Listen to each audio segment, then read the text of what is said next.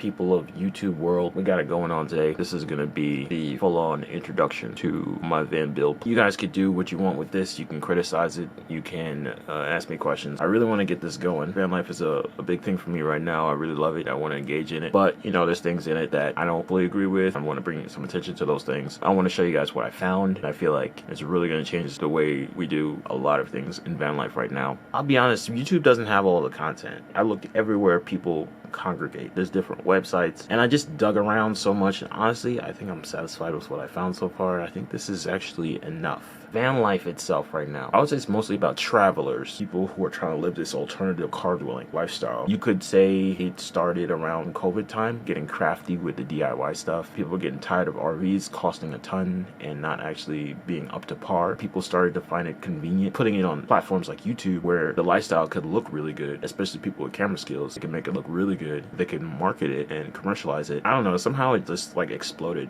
Between all that stuff, between COVID, people getting creative and tired of RVs, paying rent, and then wanting to travel, the whole thing just kind of blew up. I've always liked it because I grew up with vans, and you know, my parents drove luxury conversion vans growing up, so my take on it was always going to be a little bit different. All I can say is, man, you guys got to see, because I want to bring something unique to the table. I want to live van life for just a little while, just until I get my degree in engineering, and then I want to go actually further into that kind of thing and get into the vehicle development field and take some things from van life. Actually, van life is for the DIYers, it's for the tinkerers that kind of want to, you know, get their hands dirty, experiment and do more and push the boundaries. You could say, oh, it's not about the build, it's not about the equipment, it's just about getting into the outdoors, finding something new, a new thrill, a new hobby. But actually, what I find with van life is the builds are really incredible. They're the vehicle, pun intended, that enables you to do what you previously couldn't really do. The ability to be able to take a vehicle and DIY it to the point where it's better than a motorhome that you get from a dealership that's supposed to be that vehicle for that purpose. It's a game changer. And we've had vanners, people that do camper builds in the past, but a van build in today's standards is not quite the same deal. It's like a mixture of boondocking, camping, avoiding paying rent, and that's the big deal. I want to avoid paying rent, and then I want to use the money that I save to invest in other mechanisms that make money. And one other very important aspect, I don't want to travel in my van. I want to stay more or less stationary in my city. If I travel, it's because I'm networking. It'll all have something to do with, you know, my ability to establish myself and make money. I might travel a little bit, obviously, you know, it's already kitted out for it, that kind of thing, but travel is not really a big priority for me. Again, you know, if you're saving that money because you're not paying rent, whatever money you make tends to go into your gas tank if you're traveling. If you listen to so many different van lifers that travel on YouTube, that's what they say, and I can completely understand that. Another thing I wanted to bring to you guys' attention is just how much development van life has actually brought us. Nowadays, there's all these individual brand names that I can mention, and then you would know exactly what I'm talking about. And then there's some lesser known brand names that you probably wouldn't know about, but are still quite prominent within the van life world. So I have two lists. One is SLK or SOC, EcoFlow, Isotherm, Isotemp, Nautilus, Nebula, Murphy, Laveo, Nature's Head, Dometic, S-Bar, Maxpan, Mr. Buddy, Jackery, ARB, Blue Eddy, Renogy, Victron, Battleborn, Wabasto, Thinsolite, Reflectix. When you watch van life videos,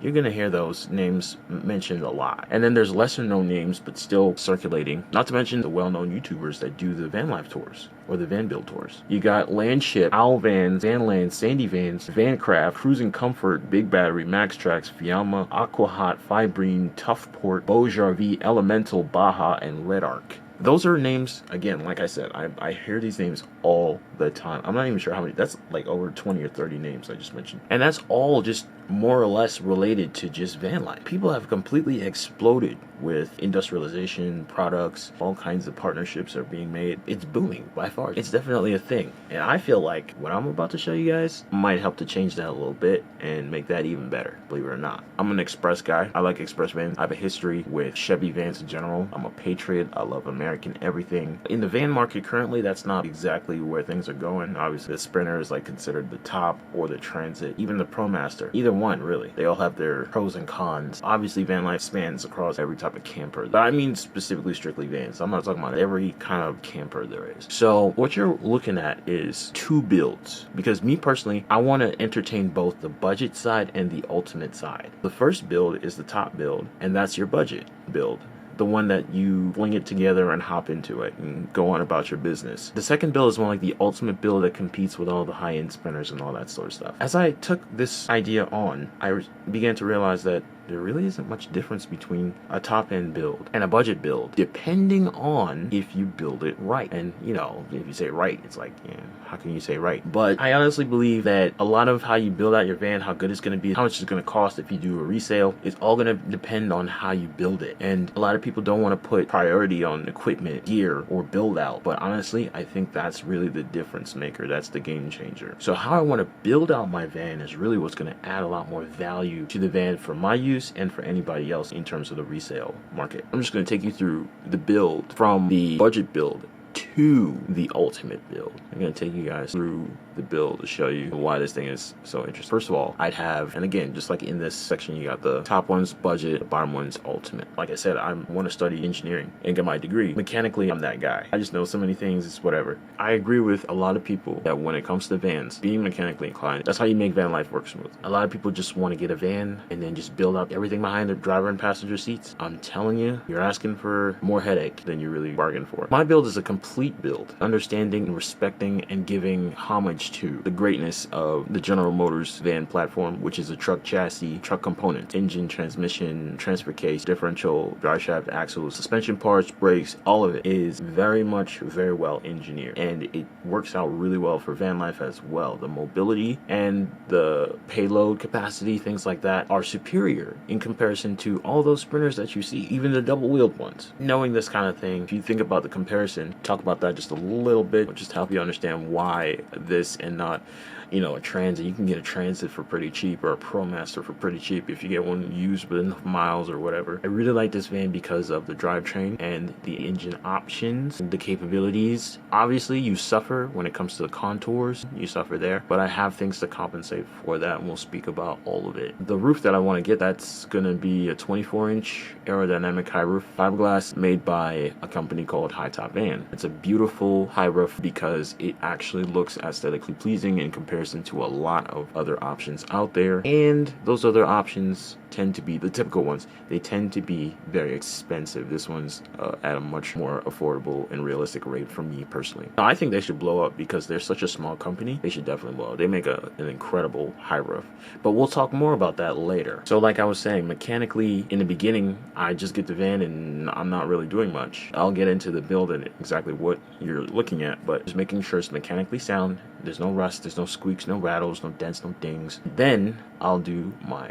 build out of the inside, making sure it's mechanically sound, has everything I want, has that 6-liter V8. Like I said, if I get a 2014, I could get an 8-speed transmission. Again, there you go. 8-speed transmission. That's a kind of a game changer. The 2014 vans, at least maybe a 2016, 17, something like that, 18, they definitely have significantly upgraded engine options in comparison to what you might think these vans would typically have throughout history, because they started making this in 2003, this particular front fascia and body style. It's literally 03 to present, 03 to 25. It's pretty insane. And because of that, you can find these for pretty cheap if you know where to look. Like say if you look for a model that's 10 years old, it looks exactly the same as one from 2003. Only difference is going to be your mileage and maybe some of the features. You can find them for pretty cheap. I'm looking for a 2014. It's literally around $10,000. Could be slightly higher depending on condition, could be slightly lower, and that's amazing. Another issue to kind of be aware of when you get a van like this is the four-wheel drive options. The thing is, above 1500 in terms of chassis, half ton, you have no option for all-wheel or four-wheel coming from the factory. The 1500 is the only one that's available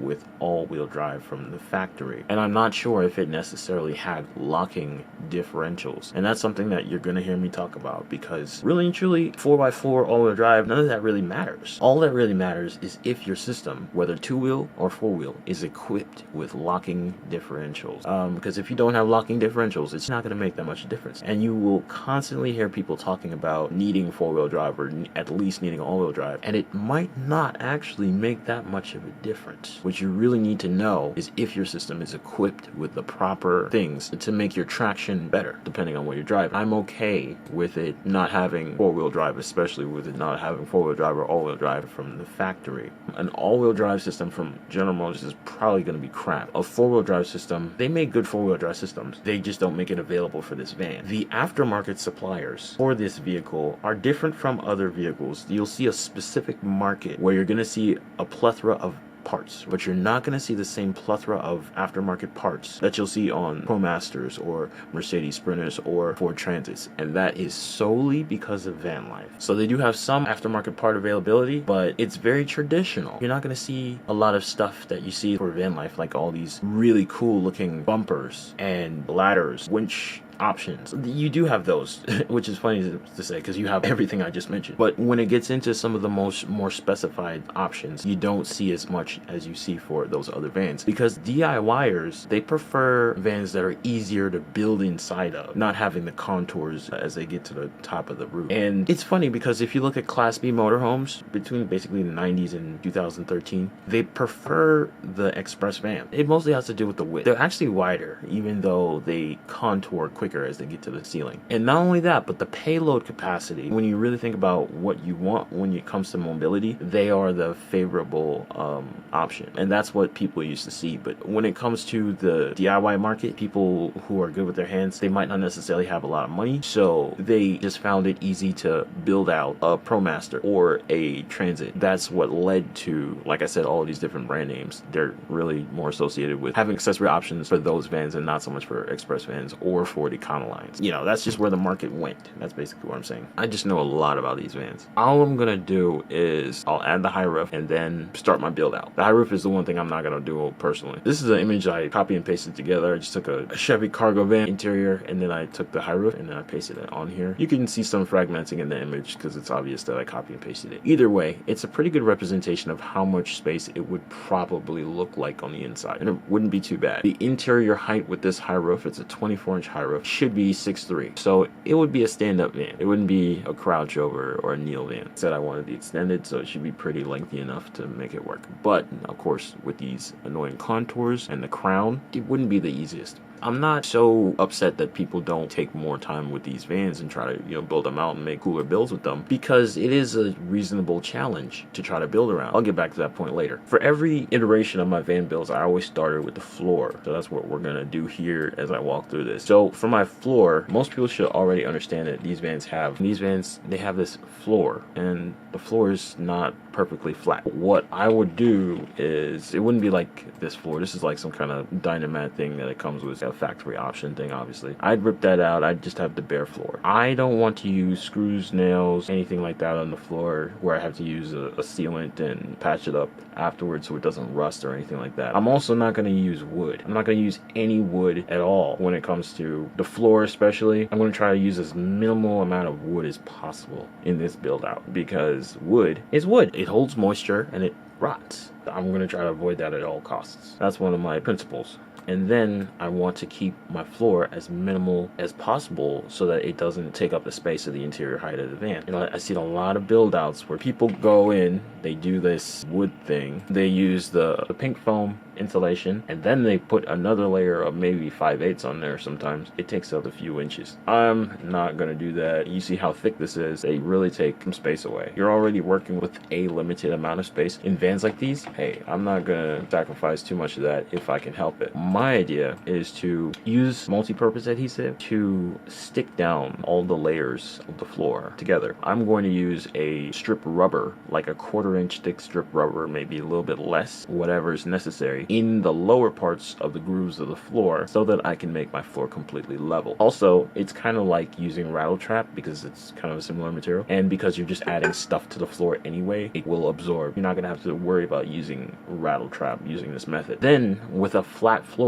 I would add my Reflectix or some sort of vapor barrier. That's going to be that layer. I like the idea of using the Reflectix because it has an insulating quality. The only thing I don't like about using Reflectix on the floor is that it's bubble wrap, so it'll make the floor soft, and you'll have to do something to compensate. Now, I'm not sure about this stuff. It's still kind of experimental, so you guys let me know what you think, if it's reasonable or not. Then I would go with my heated floor mat. Not necessarily something like this per se, but I go with a heated floor mat. Maybe 1 or 2 of those, maybe 2 or 4 of those actually, maybe up to 200 watts each. And it's not too much power, especially with a robust electrical, which we'll get into. Obviously, I do have the option to go with, I forgot, that's one of the brand names, I forgot, Rixon's hydronic glycol diesel heated floor system. I don't want to go with one of those systems. They tend to be expensive, number one. Even if you get them pretty cheap, I think it is worth it in terms of the price. The real drawback for me is they use wood and they use the pink foam. They probably don't have to use the pink foam, but they always use wood. That's my issue. Even this system here with this composite board, which I really love the idea of using a composite board instead of using wood. Here we have the use of the wood here and the foam insulation. This doesn't have that composite board, but on top of this, it would just be a straight up ply. I was not down with that. When I heard about this composite board, I was like, wow, that's really awesome. But obviously, it's composite board and it's very unique and it's kind of a rare thing. It's gonna cost a lot of money, so it's not an option. Until they can bring the cost down for this composite board or find another composite to use that's a lot cheaper, it's not worth it for me. Now, the difference between using a proper hydronic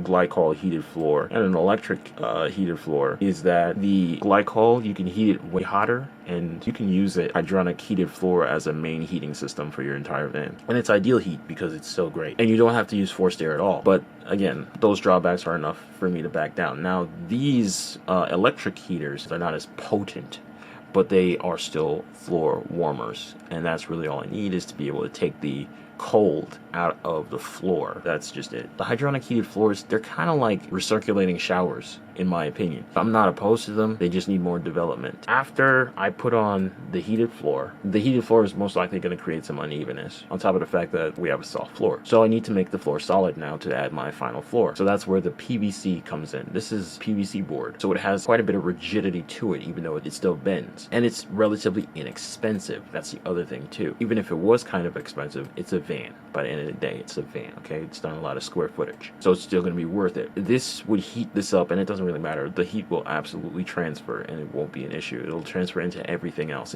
throughout the van. Then we're going to put down our teak. This is a vinyl teak. The special note here is that this is a vinyl teak. It's not EVA foam. I've seen EVA foam implemented even in vans, and it looks great and it feels great, but it does not last. The vinyl, which is rare, harder to find, especially because EVA foam is flooding the markets now. This is the better stuff. It lasts longer and it performs better. A lot more rugged and durable. And in the end, it's going to have a really good look and appearance. But by the end of the day, it's a van. I wouldn't put real teak in a van because it's too much maintenance to put the real teak in there. If you want to go ahead and make a super fancy, super uber expensive build, by all means, but I'm not doing that. The vinyl is really good enough. And again, the whole floor, it doesn't use screws, doesn't use nails, doesn't use wood, and it can peel up. If you really needed to take it out, you can peel it up. So therefore, it preserves the OEM value. So, that's the, like I said, it really depends on your build. Seems kind of complicated, but that's the whole point of it, really, is just to preserve the value of the vehicle and also let the build make the vehicle better. Now we need to talk about walls and ceiling, and it's pretty simple. I believe the ceiling comes insulated from the company that puts it on the roof. That puts it on the van. Now, to work with walls and ceilings, like I said, I wanted a passenger van. Those have the windows, so it's a little bit less work to insulate. For that purpose, I want to use either Thinsulate or Reflectix. I still don't know how you're properly supposed to use Reflectix, because I think you need a pocket of air between the outer wall and the Reflectix itself and the inner wall. If not, then I'll just throw it in. The thing is, Reflectix is so much cheaper than Thinsulate. Thinsulate is designed specifically for cars. It has an R value, things like that, and it's just uber expensive, especially when you get it custom fit to fit the vehicle. But you could just buy a roll, and I obviously prefer to buy the roll. For the crevices, I wanted to use spray foam, but I realized that you can use other things like wool bits and you can just throw in bits of wool into your crevice. Spray foam tends to devalue things because it's just a real sticky mess and hard to get to if you needed to take it out. So it just devalues things. From there, working with our foundation, put the insulate everywhere, wool, and call it quits there for the installation. The next thing is working with your door locks and windows. The factory door locks, people say, are not all that great. There's other safety things that you can do to your van to make it better. It's the Thunderbolt door lock system. So Thunderbolt is another one of those brand names, but it's not so well known, especially when it comes to Express in the van life world. So I didn't really want to mention it, but it is what it is, especially if you want to look it up. But Thunderbolt makes these remote tower deadbolt door locks. So you have a secondary layer of safety when it comes to, you know, leaving your van alone, that kind of thing. Secondly, I want to add the security window film. It just gives you an added layer. It makes it harder for somebody to break in, going down a trail or whatever. You don't have to worry as much about things really ruining your windows or flying into your windows and that kind of thing. That basically completes the structure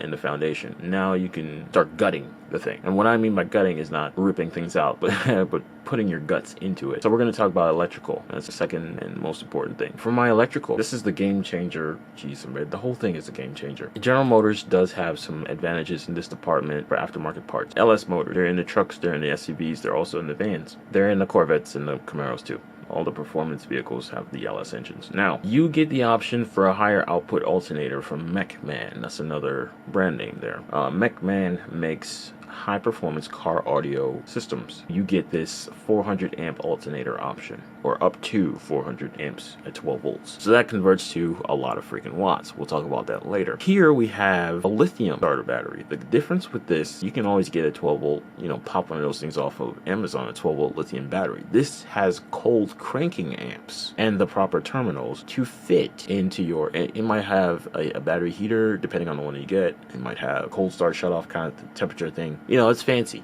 But the point is, it holds a lot more current. You can fit 100 amp hours, 150 amp hours, whatever it is, into one of these things, as opposed to an AGM option or a lead acid, which it obviously comes with from the factory. So this will be your first line of really fortifying, well, no, it's not the first, it's more like the second line of really fortifying your 12 volt vehicle electrical system, which is what you are going to need to charge your house battery electrical system. Moving on, we've got a battery isolator. Now, they've really come a long way. They used to be only like 90 amps and this, that, the third. This is a 500 amp battery isolator. It's a solenoid style. When you have the chipboard style DC to DC chargers, which is, it's funny to think a battery isolator is the same thing. The only thing that makes it not a DC to DC charger is dependent on the voltage of the second battery. If you have a different voltage, that's when you are going to start to need a DC to DC charger. But again, using those chipboards, they are really limited. Like a Victron version of a DC to DC charger, they're going to be limited to how much current they can really handle. These solenoid style things, they have a lot of crude components that can just handle a lot of current. 500 amps, it can really convert a lot of power from your alternator to a second battery. That's the difference. Obviously, this will be connected directly to your alternator. This is a lithium that does not, just note what's going on here. This is a lithium battery that does not need a specialized dedicated charger. It doesn't need a multi-plus DC to DC charger or any other type of charger to connect to an alternator. It connects directly to an alternator. That's a big deal. What I'm saying is you're saving a lot of money. You see all these really complex Victron systems, and I went through all of these individual components to find out what they did, and I realized that you have to realize these things are from a foreign company where they have foreign vehicles. In a lot of other countries, in these European countries, they have very small engines with small alternators that put out just a little bit just necessary to run the vehicle as far as current goes. And it is necessary for them to have these DC to DC chargers, whichever one is the, because, you know, it looks the same as the solar controller. But yeah, they make these components that enable people to use those types of alternators so that they don't damage their vehicles while charging these lithium batteries that can take a lot of juice and put a lot of load onto your vehicle's OEM system. You really have to pay attention to that, because by the time it reaches an American market, you're paying a lot of money for some really high-tech stuff that doesn't actually help you that much. You do kind of get a foolproof system. At the same time, you're paying way more than you need to for that, okay? And this performs all of the same functions. It has a smart start, smart jump, just in case one of the batteries dies, all that kind of thing. It fills one battery, the dedicated battery, before it fills the other one, all that good smart stuff. This has it. but this is $70, not 180. Okay, and this is 500 amps, not 30. Okay, so this will move 5,000 watts into your batteries. A Victron DC to DC charger will only move 300 watts. So you really put that in a perspective there and ask yourself what you're doing. Moving on, I would prefer to run my system in 12 volt because it gives me more backwards compatibility. It's just backyard stuff that you're using. A 12 volt cable might cost you more and it might be less efficient in terms of the energy transfer, but in the end it's more versatile. There's more accessories that you can use. Well, you're gonna need that. So in the end it's actually more efficient still. I'm surprised how many people don't think of this. They just say, oh, 24 volts more efficient, so it's better, let's just do it that way. I'm almost like, dude, you're shooting yourself in the foot. Like, that doesn't even make any sense. Moving on, we got kill switches. This is kind of in a category of its own. We got kill switches, fuse block. Particularly when it comes to the fuse blocks, you have these links distributors. Like I said, I went through all the components. These are the links distributors on either side of this unit. I forgot what that is. I think here, for instance, you have one links distributor. It gives you 4 individual fuse blocks that are smart fuse blocks that will help you to identify which fuse is blown type situation. Often you'll see people run out of room because there's only 4 blocks on every links distributor. If these are links 500 or links 1000, these are like $200 a pop. So this alone is at least $400 worth of equipment here, and you only get 8 outputs. You could basically call them outputs. This fuse block performs the exact same function except without the smart feature that gives you an LED light. Come on, man, it performs the exact same function, but you pay what, maybe $80 at this rate. But you can find them cheaper than this that do the same thing too. Also, another thing too is the links distributor is smart, so it goes into your Bluetooth and you can see, metrics that way as well too. But dude, if all it takes is for you to just look down at look up at your electrical system, wherever, look in that cabinet, and you see all your fuse blocks put together in one, like how a typical setup might be, then you've performed the exact same function as the links distributor, and you didn't pay $400. And then you gotta look at these kits, and a lot of these Victron kits are like $8,000, $4,000. It's like, where's all this money coming from? So you can save a lot of money by not going with every single Victron component you see just because you want to have a system that has all the same components and it's uniformed. But when it comes to your switches and such, these are your power checking components, and they're kind of all the same. And when it comes to your solar, you might also want a breaker trip, kill switch thing for that as well. But you know how it goes. This is kind of just like a basic kind of run through of some of the systems, but not every single cable that would be, or switch, or breaker that's involved. We've got the solar. This is a solar input cable. It's the XT because of the vAN. Okay, so I've seen people put up to 400 watts, actually 800 watts on this roof, but with this roof obviously it's smaller. It would be convenient if you can have a solar input cable, and I've seen those implemented as well, so I feel like why not. And look how inexpensive it is, right? An inexpensive addition that just enables you to carry extra solar panels, or maybe your buddy has like a solar field or something you just want to tap in. I don't know, but adding the convenience for $12 goes a long way. For your MPPT, if you're gonna go with a solar input cable and a 12 volt system, this is really what hits you in the gut. Victron doesn't like 12 volt. They want you to use 24 and 48 and anything else. You're really limited to how much solar you can put into your system with a MPPT from Victron, because you have to pay $600 if you want 1,000 watts of 12 volt solar going into your battery. And this is a big fat unit, because again, if you're using chipboards instead of solenoids, you're going to have a lot of them just to handle that load. And again, the resistance on a 12 volt system is far more than the other options, so you're gonna pay more. This is such a big charge controller. It has its own display. Typical charge controller looks like this or like this. Like, it looks like a DC to DC charger. They look identical. It's hard to tell which is which. If it's 24 volt, you can double that wattage. So they can handle a lot. The smaller ones, they can handle a lot, but it would not be in 12 volt or going to a 12 volt battery. I wouldn't want to get something that wouldn't do the job. So that would be what I'd be aiming for. I think Victron does make a quality unit, especially a compact quality unit. So I don't think I have really much of a choice. If I went with one of those other ones, it would probably be a lot bigger and it'd have cheaper components on the inside. Now, this is dealing with your shore power. The other advantage of using 12 volt throughout your entire system. This is my shore power inlet. It's a $20 attachment that is commonly seen on heavy duty trucks, especially diesel trucks. This is your input cable for your engine warmer. Anybody at this point would probably be able to recognize, you probably would have been able to realize what the heck this entire thing is. And see, the hacks in it.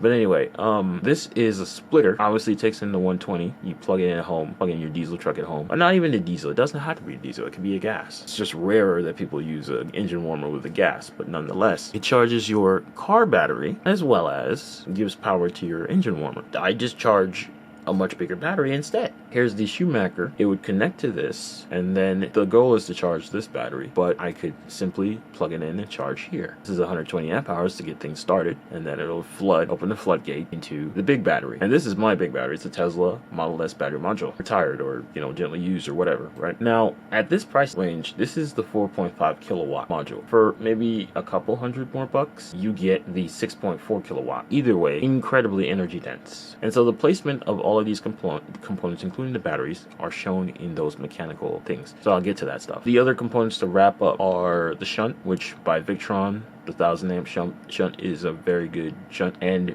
it just reads the battery and it just gives you really great information. I don't think it's something I want to pass up on. I found an even cheaper PSW inverter at 3000 watts, and the whole thing about I'll get to that part later, but yeah, that's that. From there, I need to have my 14.2 wire and wire these outlets throughout the van. So you have a GFCI type outlet, and by the way, they're both GaN, which is just a high quality standard thing, and it gives you a 65 watt type C port. Now it's just kind of weird because even DJI gives you an option for 150 watts. So I don't know what's going on with the Type-C ports. We've been waiting forever to get 30 watts out of a Type-C port. Now we have 65 and 150 apparently. But oh well, whatever. One is a GFCI, the other's more standard. One that's GFCI I'll probably put near doors. The other one I'd probably put up in cabinets so that I could have more ports for like charging devices. Again, more on the luxury side of things, I'd probably later on add some of these other components because the shunt comes with a Bluetooth unit. Well, it is a Bluetooth unit and it comes with its own small display. I think it would be helpful to have a nicer display for the systems, the electrical systems, seeing your solar in, your alternator in, your inverter out type of thing, or any other metrics. Temperature sensors, everything else displayed conveniently. Just because it's Bluetooth, you could check it on your phone. It doesn't necessarily help that much because as soon as you open your phone, you're bombarded by notifications and you are distracted. So it does help to have something like this. I don't think it should be worth $400 extra, but whatever. You can tell what's probably more essential. I think up until these outlets is probably the most essential. So from this stuff, we get a 12 volt, 400 amp, 4800 watt alternator, 500 watts installed plus 500 extra watts portable or at site solar, 1800 watts worth of Schumacher shore power in, 4.5 kilowatt plus a 1.3, which is really 1.5 because it's 120 amp hours, not just 100 amp hours. Starter battery, lithium. So all in all, it's like 5.8 kilowatts just to start with, right? 5.8 kilowatts between this battery and that battery worth of energy storage capability. Then we have our 12 volt to 120 volt, 3 kilowatt, 6 kilowatt PSW inverter, and our GFCI and Type-C outlets. The whole thing is 4800 watts. I'm not going to fit that on my roof. And also, I'm not really going to be able to get that from shore power either. Shore power, you can clearly see, shore power maxes out at 1800 to 2000 watts. All right, that's your Schumacher. 15 amp at 120 volts, 1800 watts. I've seen some that say 2000 watts, but it's whatever. And then energy storage, blah blah blah, there's so the thing is, right, people love going with Battleborn batteries, sock batteries, big batteries, all these other types of batteries, right? These are some of the most energy dense batteries. The more energy dense batteries have a different voltage. Basically, the lithium iron phosphate batteries, slightly more energy dense, but they're at a slightly different voltage, so it's you can't fully say that. And then on top of that, the shape of them, I feel like this is a convenient enough shape. These are bigger, but they're more energy dense. They're more energy per package. I just feel like they're ultimately the better battery. But I feel like if you're okay with getting all those little units and putting them together, then fine. But I feel like, you can simplify the thing just by getting one of these because it's not too big for it to be as much bigger as it is. All right, so that's my electrical system. Now let's look at the placement of it. My alternator, obviously, will be attached and solenoid somewhere in the typical solenoid area. Again, aftermarket extreme car audio components. These are regular components. You don't have to look into this van life sort of solutions in order to solve this problem of getting power. People look into all these van life dedicated solutions. All you need to do is rely on your knowledge of car stuff. Okay, I've always been a car guy growing up. I was big on cars as a kid, me and my friends, and we know things in general. Okay, the placement of our inverter and our charge controller for our solar. I think I should put them up here in the overhead cabinet in the rear. And again, placement of an outlet, and it's not a GFCI outlet. Down here, another placement of an outlet. Can't really tell exactly what that is, but it's basically inside, like around the kitchenette area or the seating area, depending on your layout, right? Again, that's not GFCI, but the one over here by the driver's door on that column where you enter, that's the GFCI outlet there. So that's where I want to place my outlet. Now, where am I going to put the battery? Obviously you guys can see it already, but I'm just going to explain it in greater detail anyway. The spare tire on these vans is in the same place as it is on the pickup trucks, on the SUVs. It's in this hoist. Some of you guys already know what I'm going to say, but yeah, you want to move your spare tire to the more typical aftermarket location. Now you have all the space under here. I would allocate the space to holding these Tesla battery module cases. You could put a heater in the case. The thing is, people don't like using Tesla Model S battery modules because their stock voltage is 24 volts and it's more like 19 volts. So I'd find it perfectly fine for it to be 12 volts, and all that is just dependent on the BMS. There's more to say about that as far as BMS voltage, charging it, discharging it, how to take care of it, that kind of thing. But I think it's worth it because it's so energy dense and it's so perfectly compact. I think it's worth it. When you think about the size of it in comparison to the wheel, it's about quarter the size in terms of volume. What does that tell you? Obviously you could fit probably 4 of these in the same place, same relative place as where the tire was. Now I've seen people use this space on transits and sprinters dedicated to something like an external tank, like a water tank. I'm already saving so much space in so many other ways. I prefer to keep my water tanks on the inside just for that extra bit of whatever. Now we can go back to our other slide, our mechanical slide, and explain what's going on with our battery. My battery is going to be, you can't really fully understand that well, but yes, it's under the drive shaft area kind of location. I'm not even going to try to explain it. The point is, that's where you fit your first battery. Obviously 3000 watts of power isn't really that great in comparison to the ultimate builds. So in future builds, all I'm going to do is simply add more inverter power by adding a separate inverter. It's better to go with multiple inverters than just one big fat one. Depending on the load and what you want to do, it's better to turn one off because they have the phantom drain. And then it's just a matter of putting in lots of batteries in that area where the spare wheel was. Granted, each one of these is 55 pounds. It weighs about as much as a tire. You don't necessarily have to use that hoist because it's probably engineered for a specific purpose, but that area is the point, and you can most certainly have a specifically designed battery carriage. That would be the appropriate weight rating and all that for carrying many 240 pounds or whatever of batteries, which isn't that much weight when you really think about it. If this was the 4.5 kilowatt, that's like 4, 8, 16 kilowatts here, right? So you've seen a lot of builds, a lot of build outs that have 16 kilowatts worth of energy, some with 15, some with 10, like, oh, I got a 10 kilowatt build, blah, blah, blah. This is one easy, cheap way to definitely get your 16 kilowatts. Now, if you're going to go to 6.4 modules, obviously you got closer to 20 kilowatts. 20, 24, 25 kilowatts, something like that. Now, and you see here, like I was saying earlier with the four-wheel drive, no locking diff necessarily. I wouldn't worry about it in the first build, but in the second build, if I'm not going to do anything else with suspension to lift it as far as four-wheel drive and traction goes, I'd at least put in a locking differential. It's a simple part, costs about $300 to $600. Greatly improve your traction and your ride and things like that. We'll have to get back to that.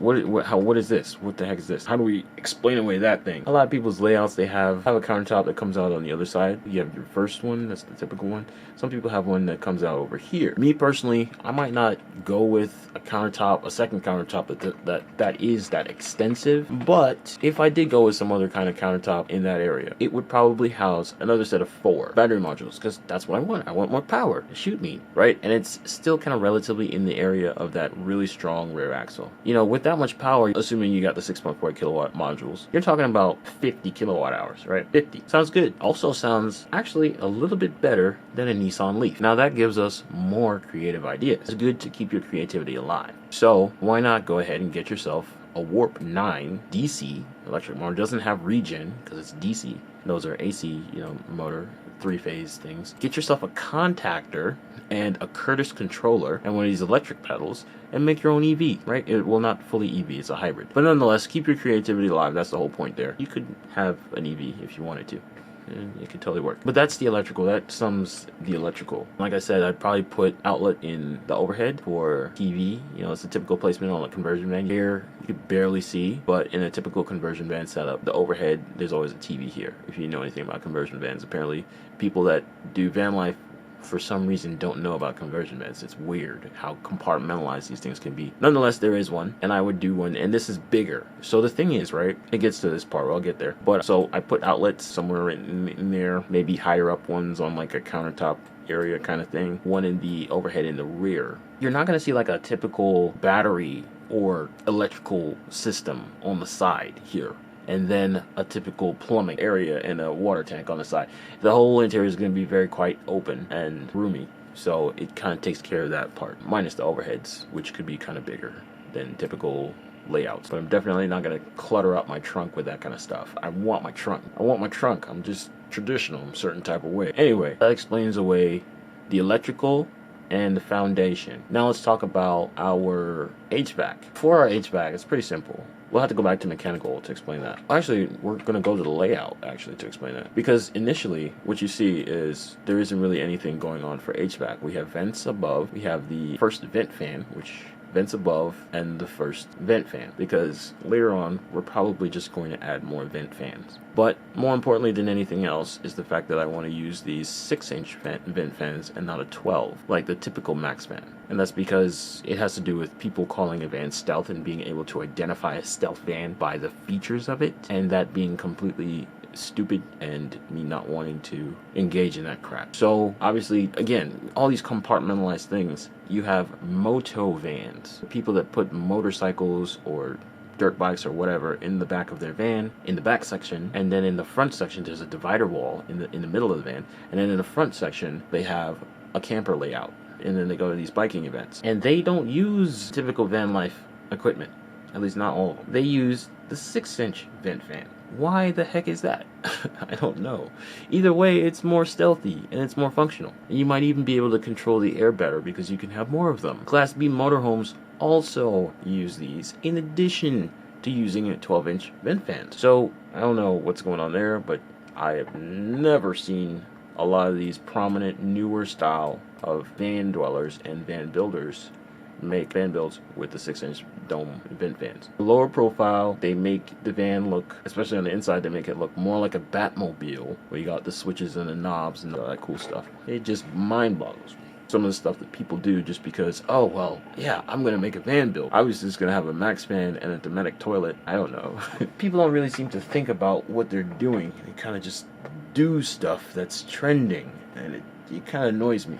I'm always going to dig deeper. That's me. Anyway, there isn't much going on here. That's kind of the point. Initially, you don't really need to do much more than just to hit the road kind of thing, as people say. You already have your stock air conditioning and heat coming from the vehicle itself. You do have a lot of aftermarket options to do that better, but they're going to come at a significant cost. Again, van life for me is about saving money, and once I save enough money, then I can do my upgrades along with investing in other things. That's the benefit to me of van life. So initially, to get on the road and to survive, not even survive, but to live well as well. Quality of life, it matters. I definitely don't need to do anything else at that point. But there is something I would do, and that's going to be pertaining to the appliances that I'll use. The appliances that I put into the build at this point, budget-wise, are enough to sustain a high quality of life until I can afford something more, something better.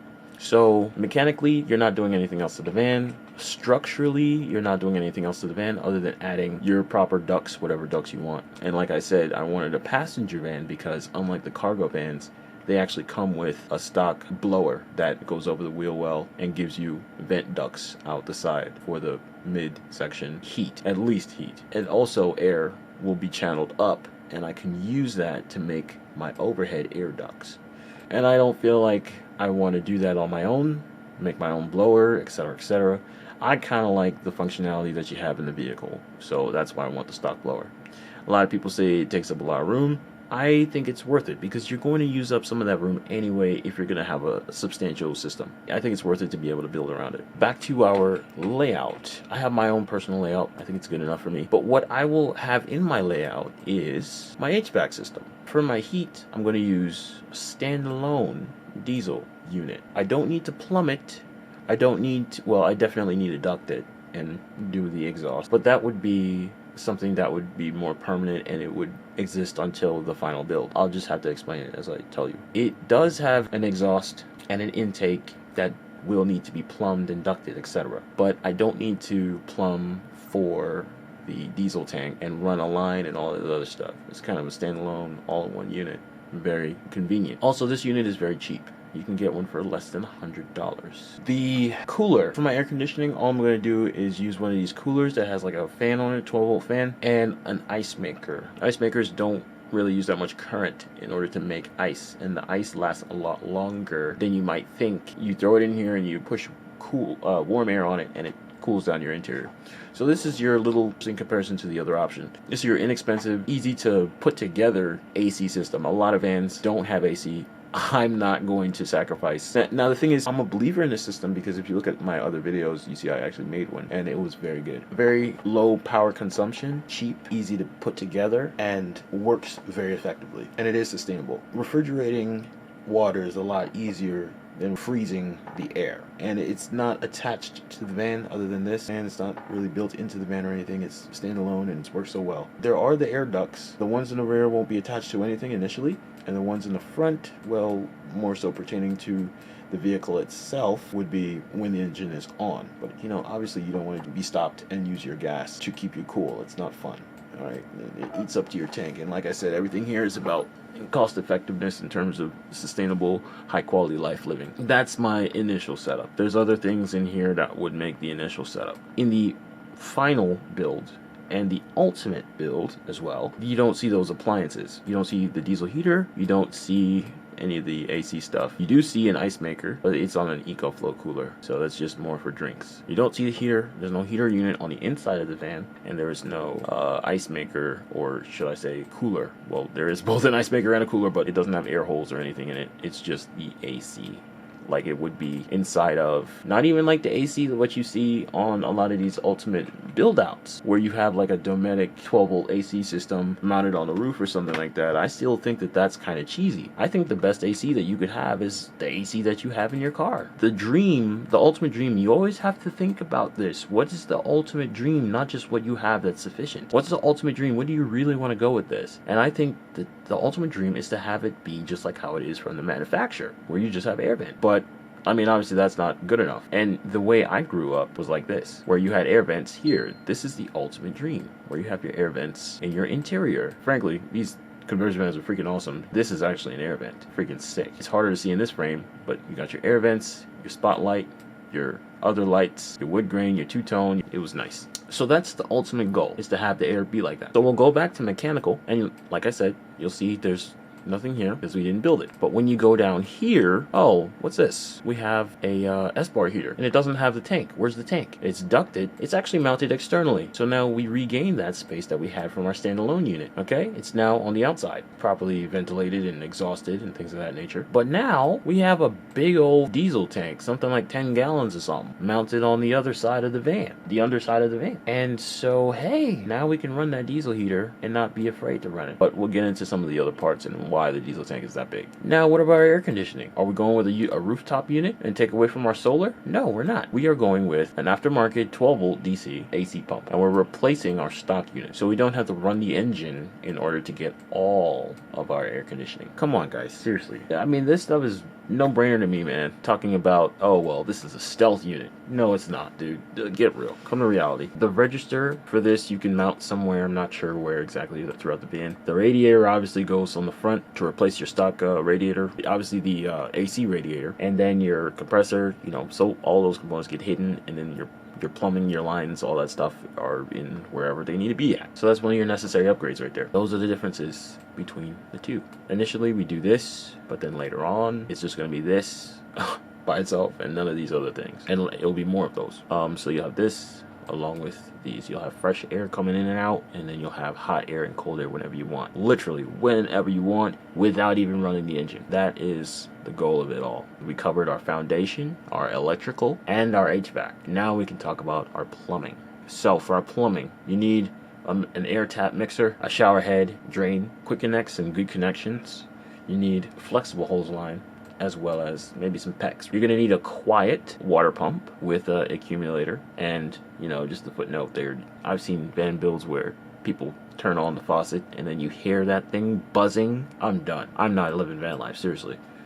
You need a quiet pump, and there's no question. So this is my water heater system. I prefer this over the Bosch 4-gallon, Bosch 2-gallon, propane over the, you name it. Over the hydronic, I was on the hydronic for a while, the isotemp water heaters, and I was on all of that. But ultimately, I feel like this is better. Why? Because it saves space, number one, and number two, it is very inexpensive. This is the reason why the diesel tank is so damn big, because we're gonna use it to heat the water. This is an on-demand water heater. What does it do? It heats up the glycol. It doesn't heat water, it heats glycol. Well, the glycol goes into the boiler thing. It heat exchanges in this heat exchanger, and that, my friend, is how you make your hot water, your instant hot water heater that will not kill your batteries. Moving on, obviously nobody wants to use a water storage bladder, but if you just change up your methodology entirely, if you build a box around it, you're not going to be worried about it getting punctured. The thing is, it's so cheap. Well, it doesn't make sense how cheap it is. It doesn't matter if it does get punctured. You're either patching the thing or you're completely replacing it like nobody's business. Additionally,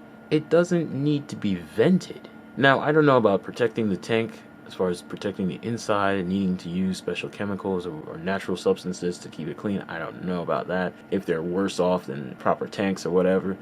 But the water storage in this thing is enormous, okay? It's just $35 for 65 gallons. It doesn't make any sense. The last thing is, as far as plumbing, it's just air. You just hook up your vAir or your vAir or whatever it is, twin piston nice things. You probably just mount these on the chassis and call it a day. You know, it's a simple upgrade. Everybody kind of has them, especially if you're going off-roading and that kind of thing. And that is your plumbing system. So let's try to explain this a little bit here and the placement of things. So there is going to be an inside shower in my build, but I don't want a shower stall. I don't think it's worth it to have a shower stall. I want a lot of space inside of my build. I'm not going to have gray water or black water. My solution for all of that, it's such a good system that I don't really care to change it much if it were in the ultimate build out. Some of you guys can see this stuff and already understand what I'm going to say. The shower is in the front, in the middle, just behind the driver and passenger. It's right there in front of the TV, where I put the TV at. The toilet is this little collapsible unit. I wish they would make a more sturdy one, but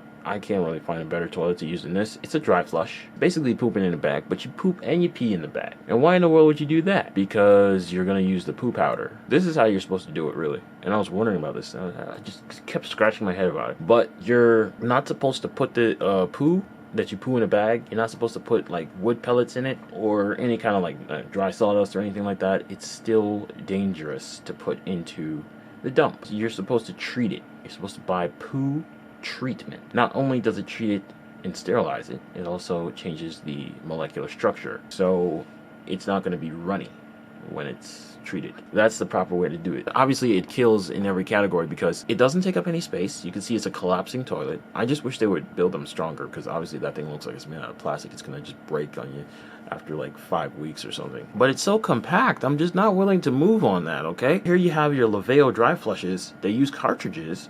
They're powered. They're big and bulky, and that price tag is not justifiable. So I'm not moving on that. And you know, it's funny because I wanted this urinal, and I probably still would get it, but the issue with the urinal is it's unnecessary. And if you're really a minimalist, you don't need it. You don't need it, because the poo powder will sterilize all of your waste from your body, even vomit, anything, you name it. So it's really a great tool. And it just takes up no space at all. There's your full-on toilet with a more proper and easier to maintain and keep up system, and it costs you nothing. It's just incredible. Now that might be kept in the shower, but you can keep it anywhere in the van. It's totally, you know, it's so awesome. Only thing you'd be worried about is using toilet paper, which you'd probably just have to throw away anyway. This is probably not that big a deal. So here's the thing, right? The shower drain, like I said, no gray water. I'm going straight out. There's nothing wrong with going straight out, especially if you're using environment conscious, soaps and stuff like that. Nothing wrong with going straight out. Obviously, if you don't want to look like you were there or whatever, or you were messing around on the ground or whatever, then you might want to go with a 10-gallon tote underneath the tank, underneath the van. And I don't mean attached. I mean a 10 or 12-gallon tote, like a tote tank. Like it has wheels on it, and you just roll it under the van and just leave it there for your stay or whatever, and then you dump it later, kind of thing. But it'd be no different from having a gray water tank. I just don't want a gray water tank because I know it's unnecessary. It's just my thing. But obviously you can put a gray water tank if you want to. I'm not big on the gray water thing. I hate gray water. And why carry the extra? Why carry gray water when I don't have to, and when all I have to do to carry more water is to delete the gray and the black? So this will be my tank, but the other thing too is the placement of the tank. I just keep it literally under my third row seat. And my bed, I'm not going with so this is more pertaining to the layout. We're getting closer to the layout itself, but the layout of the van, it's a 5-seater. I got 2 front seats and I got my bench seat. My bench seat is my bed. I'm more traditional with the conversion van layout as far as it comes to, as far as van life layouts. I prefer more of like just the advanced version of a conversion van rather than typical storage bed and countertop. I don't see the benefit in using a storage bed design style, especially on these vans where you have those contours going up, and those contours going up are really going to limit your amount of foot room and headroom if you have that style of bed. All of my storage is necessary. It is already there. This water storage bladder would probably be directly under this bench seat, and it just wouldn't hinder anything. There is still trunk space, very ample trunk space behind the bench, as I've always grown up with it that way. You have access to it from here. The other thing too is I kind of want the system to be plug and play. Like I said, with the quick connects, the water tank easily pulls out like nobody's business. You see all these quick connects. These are quick connects here. Any sort of water appliance is going to be on a quick connect. Even the water pumps and maybe even the water heater itself. So that if you wanted the van to go back to being a cargo van, I would easily be able to do so. Or be a passenger van and not have any hindrance of any of this stuff. I'd very much be able to do so. I just have a shower here in one of the cabinets. It'd be a mixer tap, and the floor has that like yacht-like teak. And then in the middle of the teak, you have a drain, a shower drain. What I might do is create some sort of border that I can like put in to create the and it has to be done easily too, because a lot of people, they just fiddle and they mess around just to try to get their shower to go, and me, I just want to, everybody wants that plug and play kind of just, but I don't want it to be a stall though, because it's still a van, still small space. Even in a Sprinter, people do experience the inconveniences of having a shower stall. It becomes a closet. I just don't want to have that, because I want to use that space. I want it to, if you want a closet, by all means. Me personally, I just really want to see how much can I maximize the space inside of this thing. The shower would be here. It would be a rainfall shower, right? It would start up here, drain down. And then I have the separate sprayer wherever it would be at. A separate sprayer so I can get crazy with it. But basically, the whole van is actually a shower. The whole van is a shower. With the teak, heated floors, there's a shower drain somewhere here. Maybe go across here. It could run this way. I don't know. It's whatever you want, right? But there's a big shower drain. Water just comes down. You can use this entire space if you wanted to take a shower. There's no shower stall at all. It's just all the necessary stuff, and all the necessary stuff is in a cabinet. This cabinet here might hold the mixer tap. This sort of section here will probably be your shower head. I don't know what I would do to the TV to make it waterproof other than having the curtain. Now the curtain, I don't want the curtain to be on a track or anything. I don't want it to be hung by a rod. You have all those options. Sure you do. But me personally, I want the curtain to go floor to ceiling, like literally, to create like almost like a capsule that's completely waterproof. And I want it to be easy to take away and put away. So I want to implement using Velcro. I think Velcro is as watertight as it needs to be, because it's not like I'll be jetting water directly there. But it would still be pretty freaking awesome if I can get a system like that. Obviously, you can have your external shower, whether it be here or, that's why I implemented, stuff here on this side. This is actually for the driver's side, because it's supposed to be over there this is essentially supposed to be driver's seats, right? This is actually supposed to be another set of water here. And this side would actually be on like the forefront side, not the background side.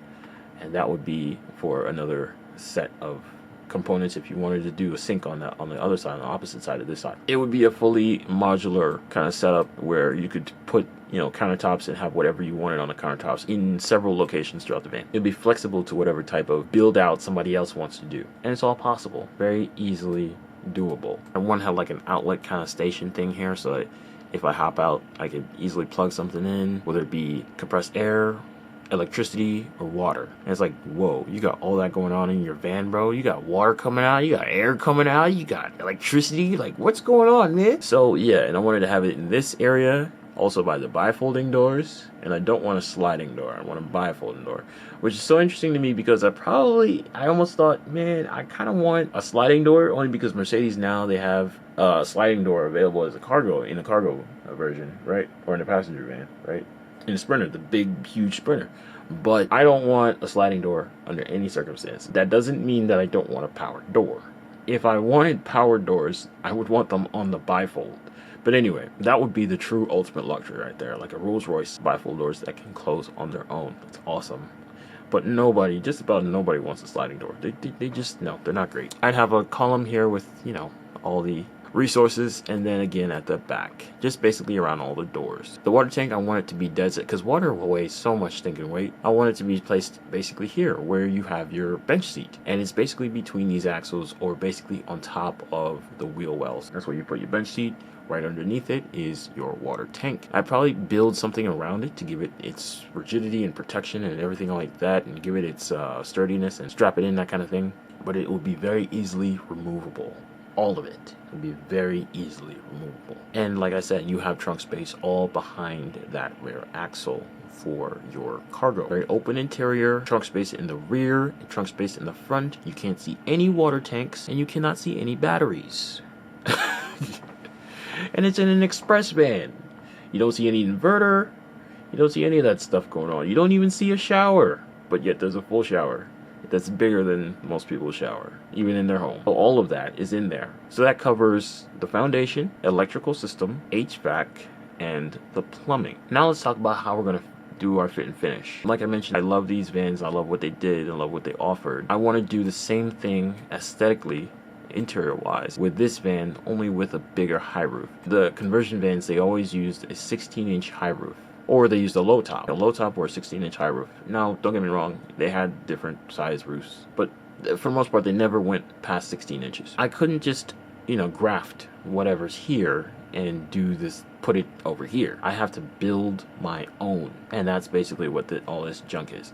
So I grew up with all this, you know, people typically go with the shiplap interior, a shiplap or a wood with the puck lights, and they basically just call it a day with that. Do the shiplap, max fan, puck lights, they call it a day at that point. They always use this aesthetic, and then you might think, if you don't know, you might think, which I didn't know, you might think, what the heck, bro? Why are they always doing these interiors this way? These guys are always trying to do this wood thing, man. What the heck is going on?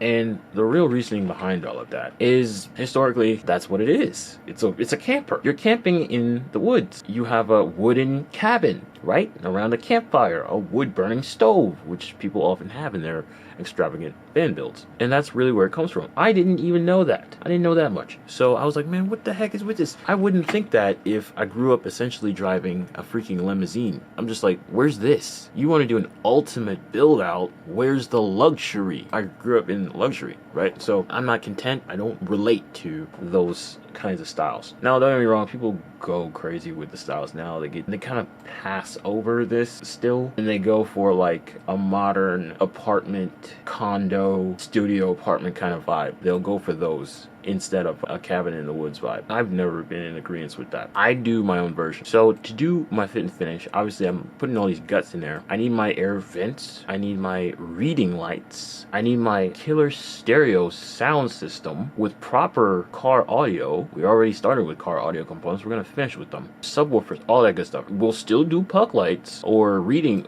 lights. I think they're, because, you know, or these style or necessarily like puck lights. We didn't call them that. We call them reading lights. I can't forget your multicolor RGB lights, right?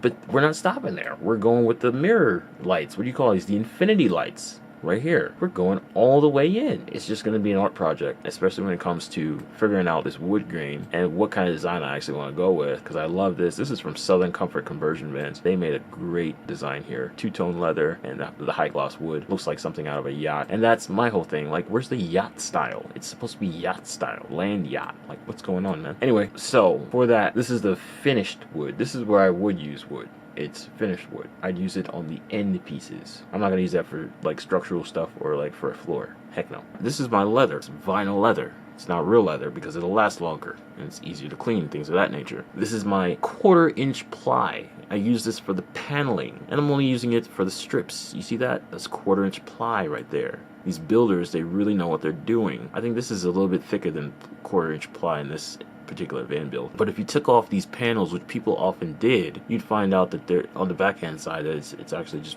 like almost like cardboard. And then you have your furring strips or fairing strips. And these are the strips of wood that you use to put your finished screws into, but you're going to use self-tapping screws to mount them to the ribs of the van to create your ribs for your structure, or your final build out structure, or for your cabinets. So that's the type of wood I would be using, but I wouldn't be using the amounts of wood that people use to do their entire van builds. They use wood to finish out. Look at all that. That's a lot of wood. Some people use as much as 2x4s or thicker. And it just takes up a lot of space, limits your cargo, limits a lot of stuff.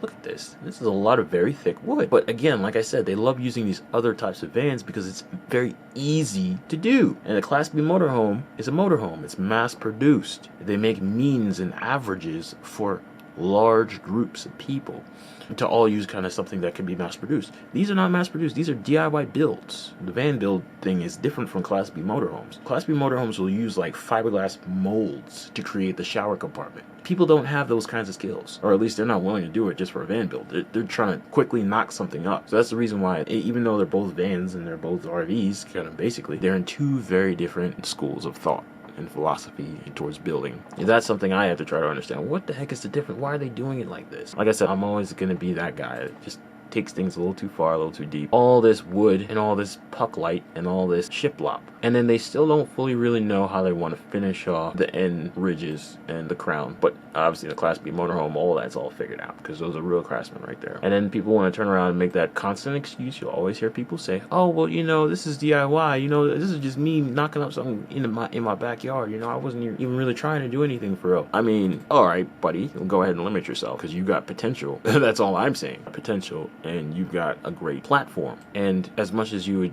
knock this up, you would still turn around and go find a Sprinter and do a good build in that one. So I don't know. For this platform, there's a lot that it brings to the table that it would probably make you want to do it and make it your thing if you had actually seen that potential. I'd hate for it to have to be done already for you to see it. So yeah, that explains just about everything in terms of how you put it together, how you build it. I'd have to figure out what kind of design I'd want to put in there and then finish it up. But I'm not gonna build this thing out. A lot of people build out their vans with like how they want to finish it first, and then they try to do their plumbing afterward, try to do their electrical afterward. Like, no, I'm gonna do it the same way how Sprinter build guys do it, and do the top-notch build. But I'm gonna do that from the beginning. Why? Because it's not any more expensive to do it right the first time. This is a perfect example here. He put in the cabinets. He's like, yeah, I want my cabinets here. I want this, that, and the third, and then I'm gonna do my plumbing. Like, what? And not to knock this guy's thing, because I saw the caption, and the guy loves the van, so it doesn't matter. It's not like he hates it. He absolutely loves it. This is one of the examples of some guys that use tons of freaking wood, bro. And you can see the fit and finish is not that great, but he's just stitching it up together, trying to figure the thing out. Here's an example of, well, he doesn't have any kind of real plumbing or electrical. A lot of guys, and this is why I don't like Dual X. He has such great potential, but he really doesn't use it to make any really nice builds. He did a build once, and I was devastated when he just plopped in a Bluetti power station because he didn't want to do any electrical. And I'm just like, dude, seriously, you just sacrificed the whole build at that point. You just ruined the whole build, man, because you didn't want to do electrical. It's a lot of money for that thing. for a Blue Eddy. If you don't know what I mean, that's why I have this. What are your options when it comes to electrical? Why do you choose what you choose? So this is like a Blue Eddy, or this is like a Blue Eddy. These are power stations. This is the EcoFlow Delta Pro 2. The Pro 3 is a 4 kilowatt unit. The Pro 2 is a 3.6 kilowatt unit. This is the DJI Power Station, DJI Power 1000. It's a 1 kilowatt power station, and it's pretty cheap. But when you pair it with a single expansion battery, it becomes a 3 kilowatt system. You can keep using expansion batteries to make it bigger. And similarly with the EcoFlow as well. You can make this a 7 kilowatt system. 3.6 plus 3.6 makes 7.2. But the difference with the EcoFlow, they really focus more on your alternator power. They developed a unit, very inexpensive unit, but very high output. EcoFlow makes one too, but it's a lot more expensive and it's not that high output. DJI really understands power because they make a lot of batteries for a lot of their drones. Exhibit A. They really know what they're doing. I just know something about DJI with when it comes to precision. They really need it, and they're the most precise when it comes to drones. All I can tell you is they know power. And so these chargers are so sufficient that when it comes to car dwelling, I'm actually recommending a power station, but only when you're using it with a DJI specific super fast car charger. It connects to your battery terminals and it converts the power to everything necessary to plug directly into and these are your DC imports. You have multiple because when you're plugging in solar panels, especially DJI solar panels, you're going to need, they're portable panels, and so you're going to need all that. I believe it's the XT port or cable or whatever, right? Like this one, right? This can work with any power station that uses that plug to charge. So I could technically use this with my Blue Eddy AC70. I'm into using these for electrical. If you have like a Suburban, minivan, you want some extra power, this is a great way to go. It's so light, small, compact, but what I really like about it is the price for the performance. 2200 watt and 2.2 kilowatt power output with a 4000 surge, and it surges for a long time because it has quality components inside, so you can almost make it it almost feels like a 3000 watt inverter. Also, like I said, these have the Type C's. These have the Type C's that go all the way to 150 watts, and that's necessary for charging DJI equipment. I'm not sure if it has a charging pad on the top. It really needs that, to be honest. But yeah, it's a really good power station for 1 kilowatt. So if you have this alone in your car, when you turn on your engine, it charges so fast, and it doesn't undermine the power that's coming out of your vehicle's alternator. That's what's so great about it. It actually makes it a functional, utilitarian, purposeful thing that's worthwhile and not just a waste of money. This is like a unit that's being sold for about 500 bucks, maybe a little bit less, I'm not sure. This unit is being sold for 250 bucks. The separate unit here is being sold for around 400 bucks. It's actually worth it. On the flip side, EcoFlow, expensive for no reason, piece of junk more or less, but nothing else is really like it on the market. And you can get these things refurbished and gently used, still with enough life in the battery to make it worthwhile. But again, only if you're using it with this specialized car charger. This system will give you 3.6 kilowatts of inverter power as well as 3.6 kilowatt hours of stored energy. It's like 200 amp hours. It's really good. It just has a massive inverter on it for no reason. Almost a 4,000 watt inverter. The new ones have 4,000 watt inverters. But because of the reduced price now, it's actually worth purchase. These things, I don't know, they get sold for way more money than they're actually worth. I don't understand that. They think it's such a great thing, it's such a eureka. It's not that great. Anyway, the point is, this and this have about the same amount of energy storage. This is your starter battery, your cold cranking amp. See, you got 1600 cold cranking amps. It's a lot of freaking cold cranking amps. Lithium 100 amp hour starter battery. A lithium battery is nor deep cycle nor starter. It is both all in one, depending on the BMS that's in it. This BMS allows it to be a starter battery. Now, these 280 amp hour, I forgot what brand this is. It doesn't really matter. They make a lot of them. These are not starter batteries, and there's a price drop because of that, but they are 280 amp hours, so you do pay for that. Now, these are more or less plug and play batteries. You don't have to worry about BMS. You don't have to worry about messy wiring. They're set up to run as 12 volt. They're not starter batteries. They're just energy storage for an inverter or for 12 volt use, whatever you want. But they're 12 volt batteries. Now, these are a good middle ground if you don't want to use these Tesla battery modules. The problem is they're definitely more expensive, but they're not as expensive as getting these power stations. Power stations are batteries with chargers and inverters built in. These are just batteries that are plug and play, designed to fit wherever you fit a lead acid battery. This you have to add a BMS to it, and you have to add a heater and a protector and a case and all that sort of stuff. So you have all the options, but this is the cheapest and most energy dense of them all. This goes for the same price as this in terms of energy storage, but they are about the same price. Over here you get 500 amp hours at 12 volts, 250 at 24 volts. Here you get 100 amp hours at 12 volts and 50 amp hours at 24 volts. This is about 100 amp hours, just about 80 amp hours, and this is about 200 amp hours. All in all, this is like $800 to $1,200, and this is $1,300. The other thing too is this will charge this or a set of these with no issue. This it will also charge this with a set with no issues.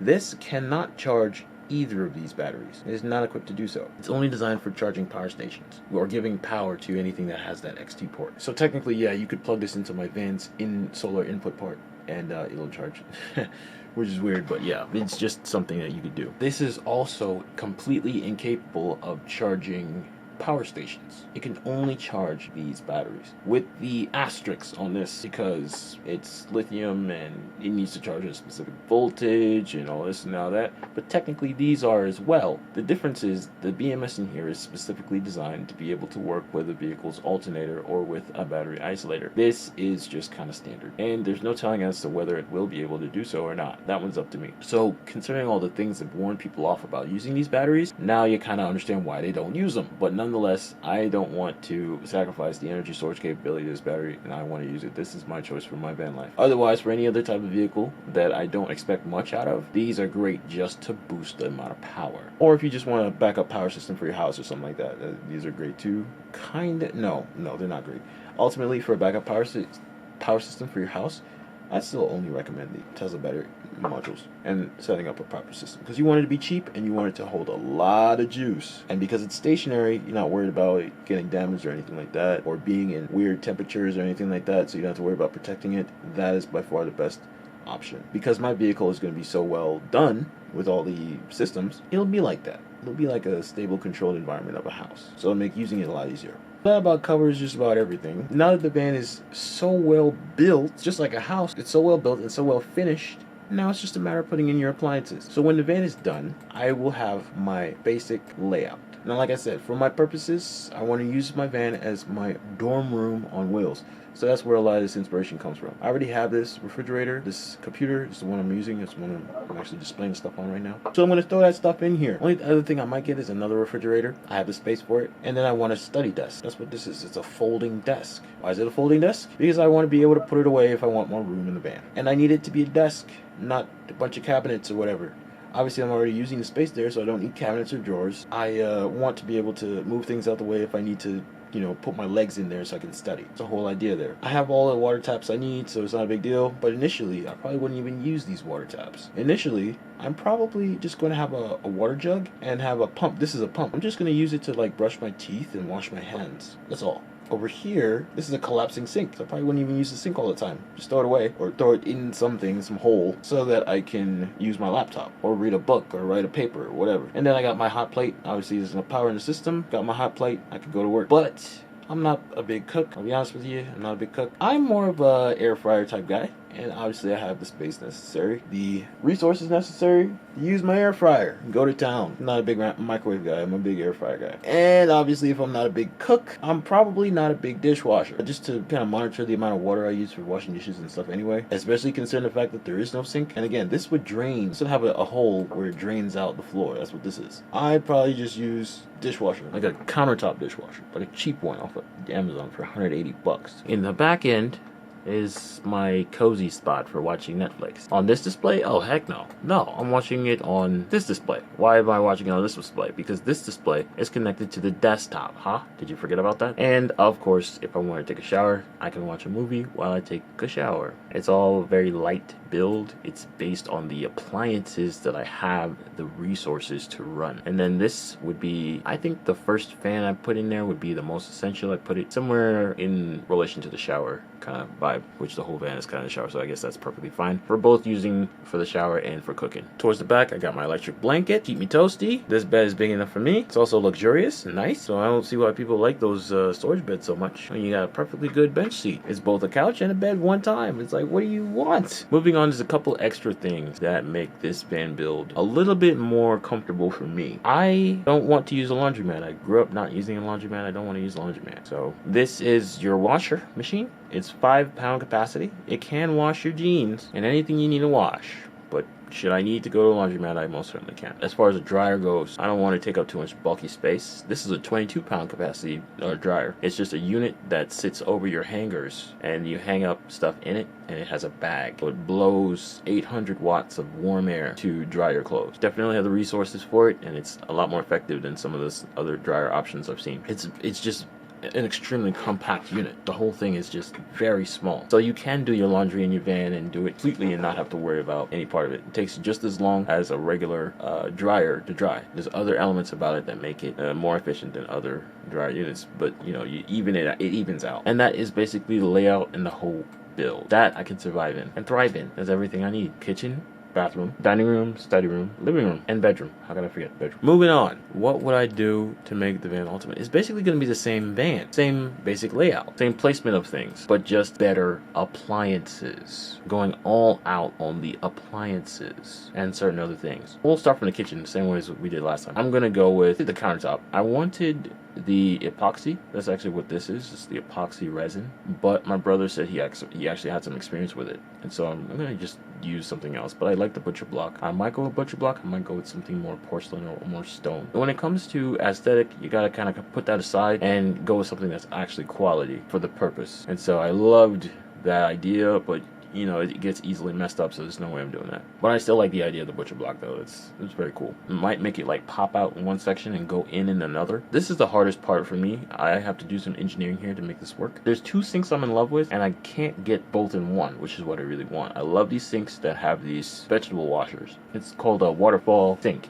I love it. It's a little tray, and it just makes it easier to wash fruits, and I always wash my fruits and my vegetables, and I need that badly. I have the water supply. I have everything I need. I have the hot water. I have everything. It's just a matter of placing. That's the difference. When you build everything right, you can do it like this, or you can do it like this. I've never seen a sink like this in a van, and if I could do it in an express, holy crap, because nobody's going to try to think of doing something like that in an express. It has a cup washer. A cup washer? What? I feel like I've been living in the Stone Ages. Some of them have like a soap dispenser thing. I'll probably get that too. And they have the reverse osmosis thingamajigger, which you could just hook that up to the same old water.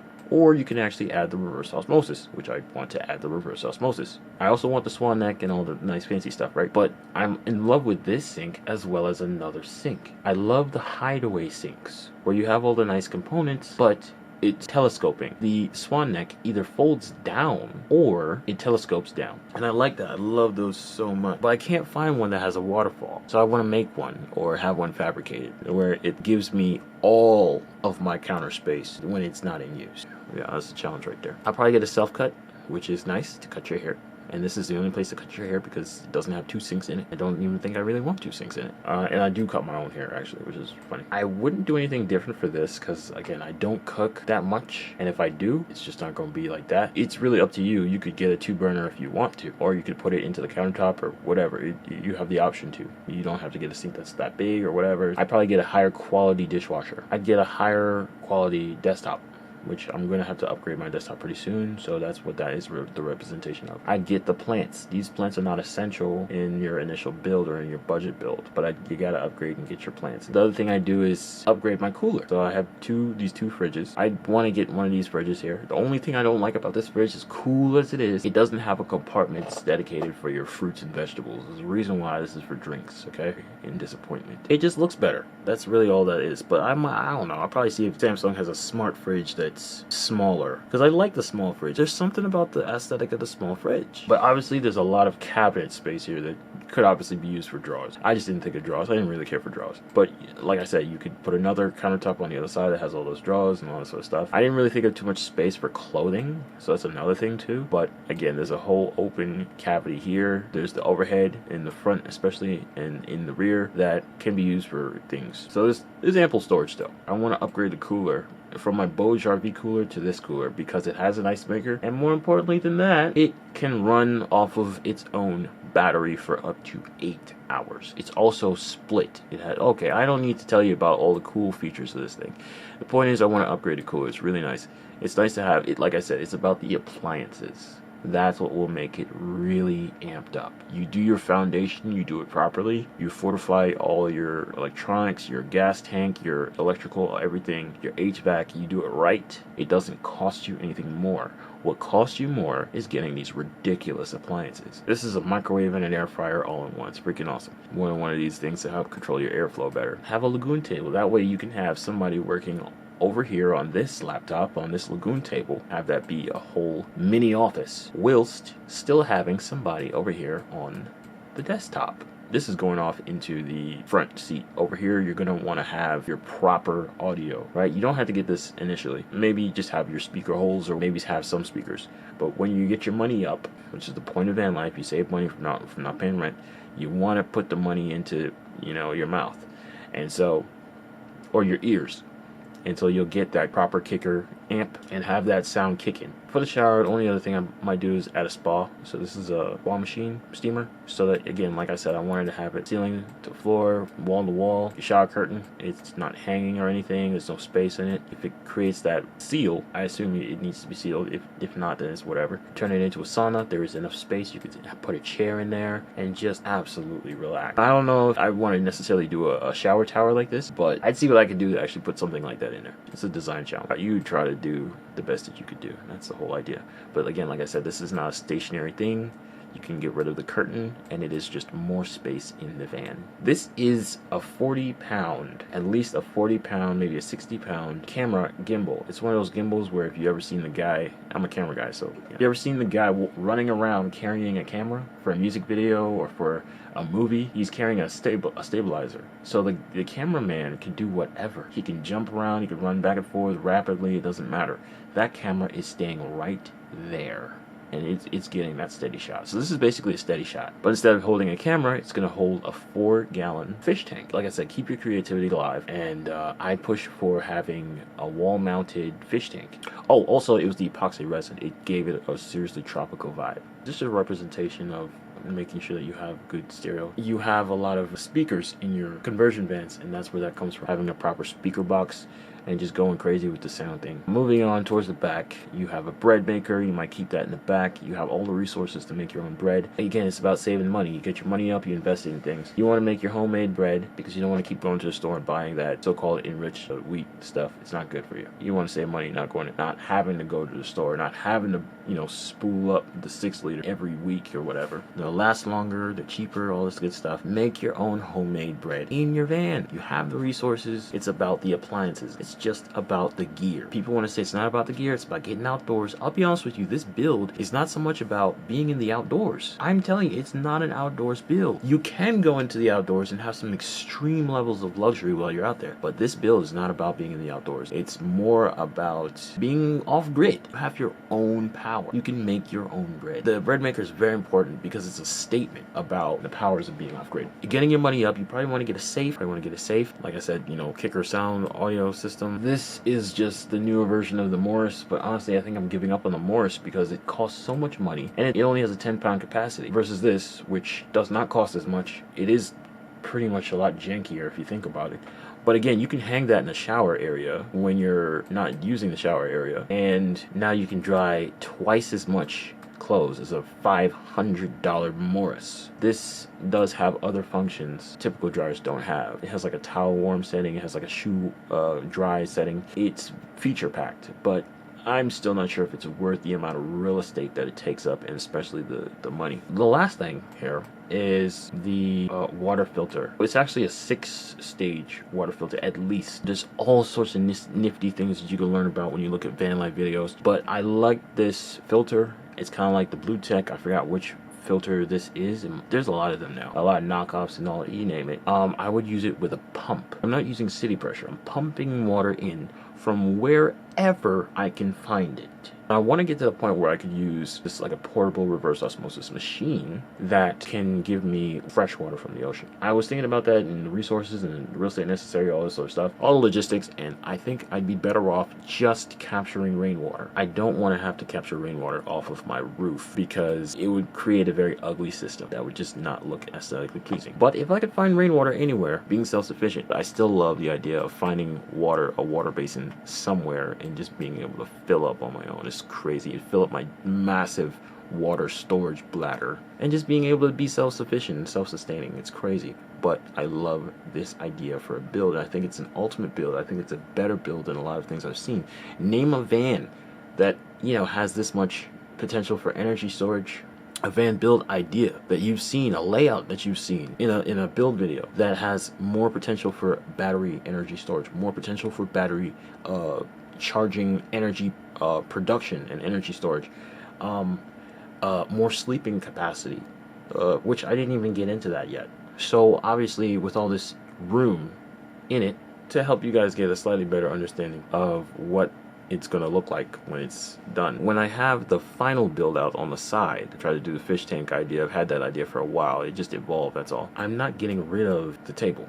I'm keeping the table. Instead of the table being here, it's going to come out 90 degrees. You can imagine that doing a pirouette there. It's going to come out 90 degrees. Because like, if there's no other counter, like on the other side, the table comes out 90 degrees and it faces the same direction as the bench seat would face, as the passenger and driver's seat would face.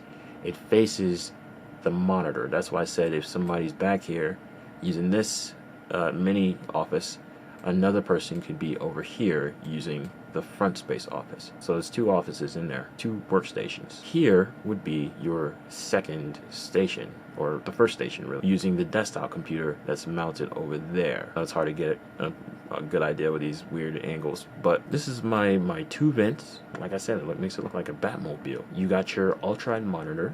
It might cover the speakers. The whole thing could fold down to access everything back there. And then you have your shower head. It's here. You can have a whole stack, just like how people have in their offices. You could do your podcasts, stream, game, edit, and make music, all from the center of your van. It should be capable of being your man cave. You have the tap for your shower. The other thing too is, with your water heater, I'll have a tap on the water heater where it's just a pass-through. So if I wanted to fill the jacuzzi, I could fill the jacuzzi with hot water and then drain it straight out. And again, if I find a water base, I can fill with clean, from a suspect source, a clean hot tap to fill my jacuzzi. So I could watch a movie in the jacuzzi in my van. It's how you build it. I'm telling you, it depends on how you build the van. The build matters. It makes all the difference. For my cockpit, I want a nice upgraded steering wheel. You can get a digital gauge cluster for this vehicle. That's OEM. And I wanted a secondary digital gauge cluster.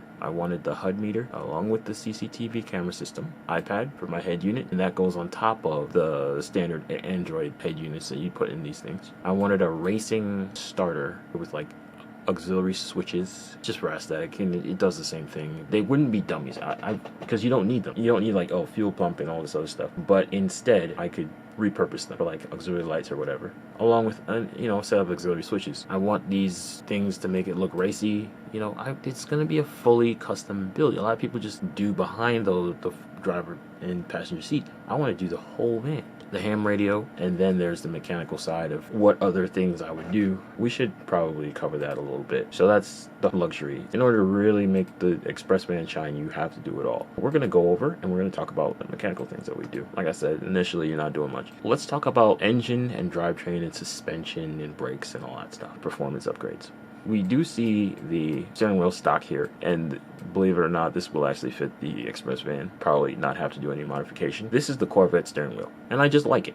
Everything might not fit as far as like paddle shifters, but I don't know, they might. But electronically, they're all the same anyway, so it might actually work. It's crazy to think, but yeah, it might actually work. This is the gauge cluster from the Escalade. It will just plug right in. It will not necessarily work. You have to get it programmed by the dealership, but it will plug right in. All these things are so electronic, especially when it comes to engine swaps. stops and all that sort of stuff. When it comes to the engine, you have a lot of options with this platform. I personally want to go all the way, get my 6.2. These vans don't come with a 6.2, they come with a 6 liter, 5.3, 4.6, or 6.6, whether gas or diesel. They also come with a new diesel, like a 3 liter turbo diesel thing. It doesn't matter, it's a relevant engine, it's not classic. Anyway, I want to go to 6.2 out of the Escalade. It's got enough horsepower and torque, it sounds great, and it's just powerful. And it's great on gas too, in ways that you wouldn't believe. Speaking of which, we're gonna go ahead and do our stuff. We do, you know, typical GM guy stuff. We get the water pump. They say don't get these because they're for racing and they're not reliable. But I don't know, I'd like to try it. Deleting your power steering, at least from the fan belt, so that you free up the horsepower and the fuel economy with the electric one. Upgrade alternator, obviously. Cold air. This is your ECM. You need to get into your ECM to eke out the last little bit of horsepower and fuel economy. A lot of people say, oh, I need the gas. That's the reason why I went with a Transit Connect. You can get the same MPG if you tap into your vehicle's potential. This is for the pro tuner guys. Again, like I said, all these different compartmentalized areas of car stuff and car guy stuff, yet they never connect enough to really get a good thing out of anything. Anyway, and then you got guys that are just like, oh, that's just not gonna make a difference. Oh, you're just wasting your time and your money and all that. So, I mean, I don't know. Who's ever done a build like this? Nobody. So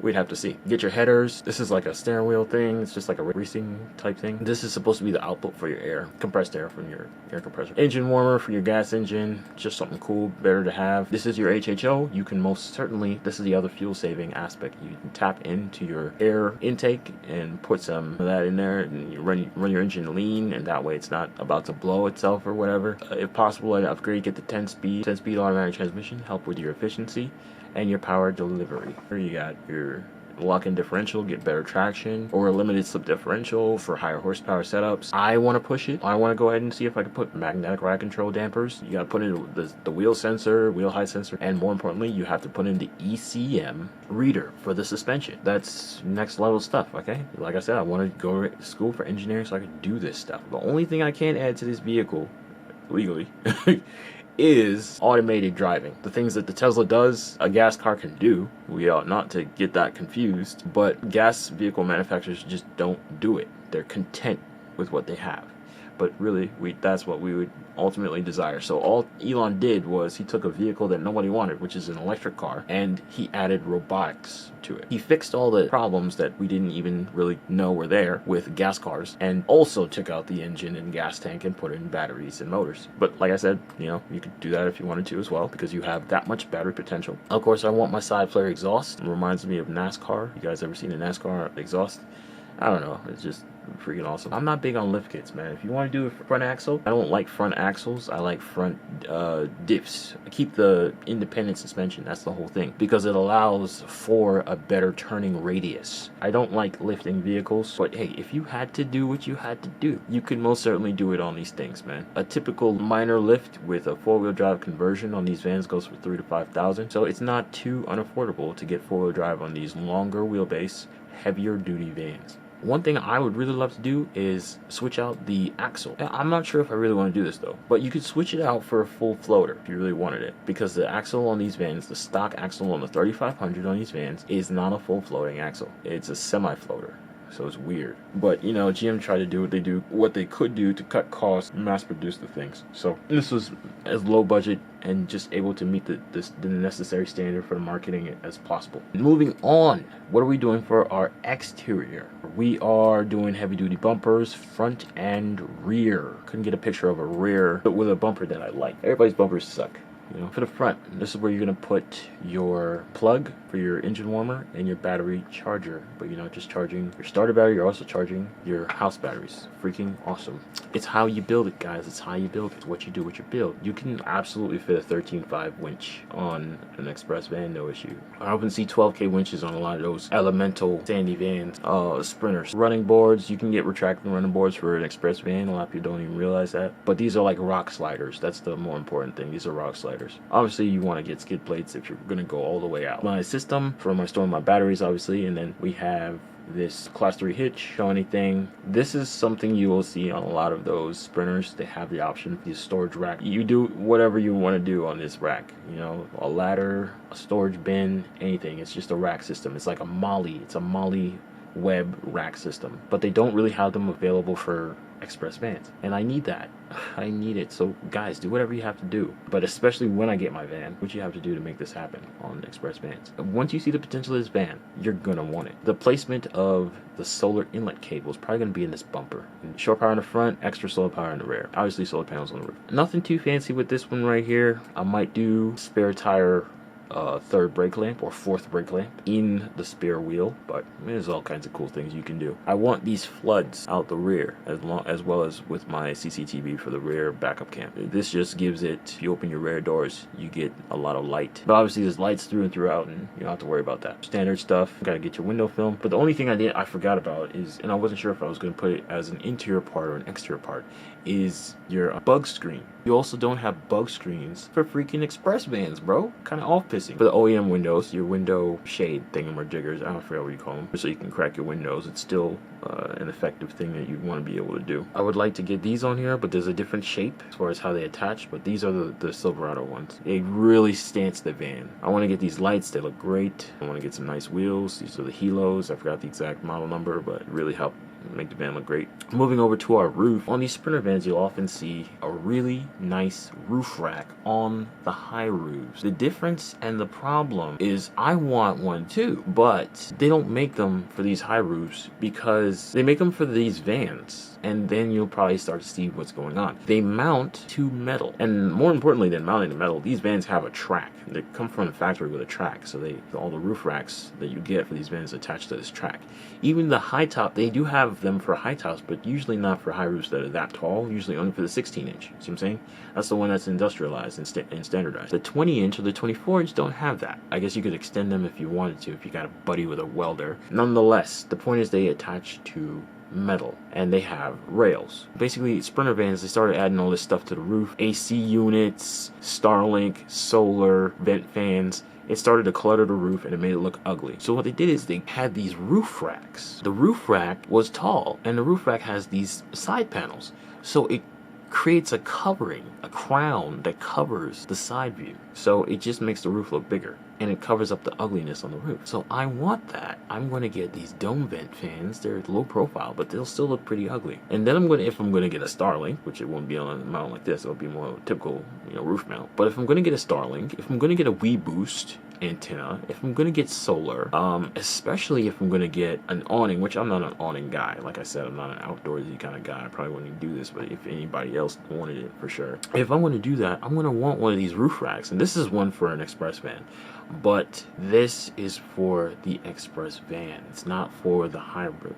So this is where the developers and guys, you guys gotta come in on this video, man. I want a high roof rack. But again, they don't make them for fiberglass roofs with wood on the inside for the mold and for the backbone. I don't think that that's strong enough. I think it's strong enough for everything that people do with them. You can mount a awning to it. You can mount all kinds of things to it. Lights and vent fans, solar. But if you simply made a high roof out of a different material, I don't know. Maybe it would send the cost through the roof or something. No pun intended. I just want that because it would look so freaking dope. Besides that though, my van probably wouldn't be white. It probably wouldn't be black. I don't know what it would be, honestly.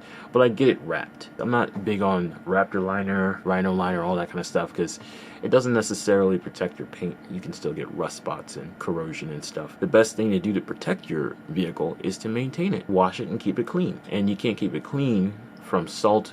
I live in a horribly road salted environment area. Can't wash it if it has Raptor liner on it because it could have particles of salt or stuff get in between the Raptor liner and the sheet metal of the vehicle, and it could ruin it, make it worse. I don't want to risk that. I might get a paint job done, clear coat. I'm not big on vehicle paint. I don't know all the details on that. Just something that does it nicely. I get my company logo put on it so that way it doesn't look suspect. That's the only way you can make a vehicle not look suspect, is if it looks like it's on purpose. It won't look like anybody's living in it because it'll look like a company vehicle. But it doesn't have to look like a road work vehicle to look like a company vehicle. And then I get my social medias, printed on it. And then it would basically be finished. Start to finish, that's my entire van build idea. I want you guys to go ahead and go in on it. Tell me if I'm wrong, blah, blah. I don't even know, man. I just spilled like 3 hours worth of beautiful content. Give me a like, a subscribe, and let's make this thing work. I saw recently a guy on Reddit. He wanted to make a low top 2-wheel drive. He said, I want to resell it after I'm done with it for $50 to $75.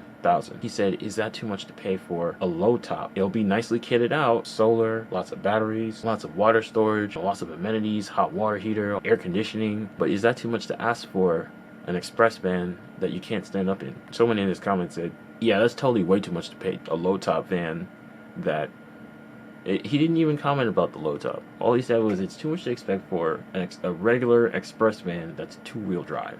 And he said, well, first of all, lower your budget from $15,000 because that's how much the interior components would be.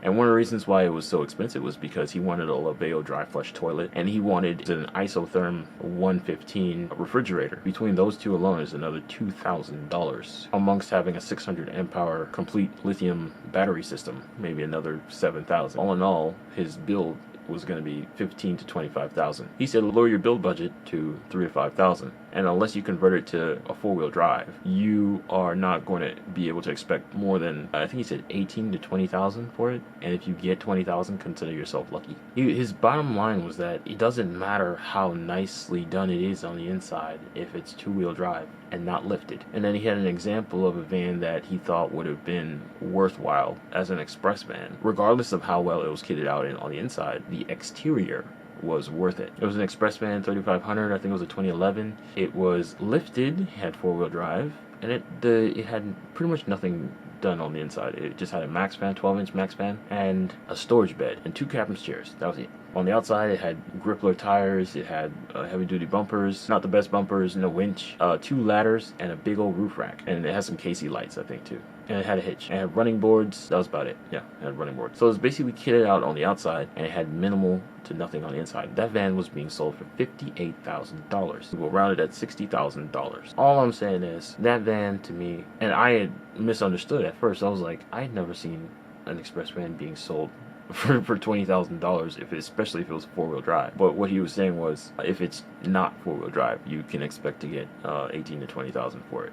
All I'm saying is that is a typical answer that most people will give you when it comes to express vans. They think very lowly of them. Another person commented and said, if you want the money out of it, take that same build and put it into a Transit or a ProMaster, a Transit or a Sprinter, basically any one of those other vans, because they're somehow more desirable. And I'm pretty sure he didn't mention the ProMaster on purpose, because that thing is front-wheel drive. You don't have any options to go off-road on that thing. I've never seen an off-road kitted out ProMaster, but obviously there are certain advantages that people like about ProMasters, like I said before. Anyway, wrapping up here. All I can say is it just depends on your build out, man. Look, I want to do van life for 2, 3, maybe 4 years tops in a fully kitted out van that isn't really off-road oriented. I'm not big on that. I might do it if it came to that. I don't really want to be out in the outer skirts of the world, boondocking or exploring. I just want to do it so that I can get my money up for my future and so I can get my degree. It's a dorm room on wheels that looks really sick and just is Chevy LS performance inspired. And if you find somebody in the right market, they're going to be looking for it, and the price tag would be justified. It's funny because I want to do a similar thing. I mean, granted, I would have the ability to stand up inside, but that is the tip of the iceberg in terms of what I'm trying to offer if I had to resale, and considering what I want to do for the amount of money that I want to do it in. The initial budget is similar, okay? 15 to 25, just like his was.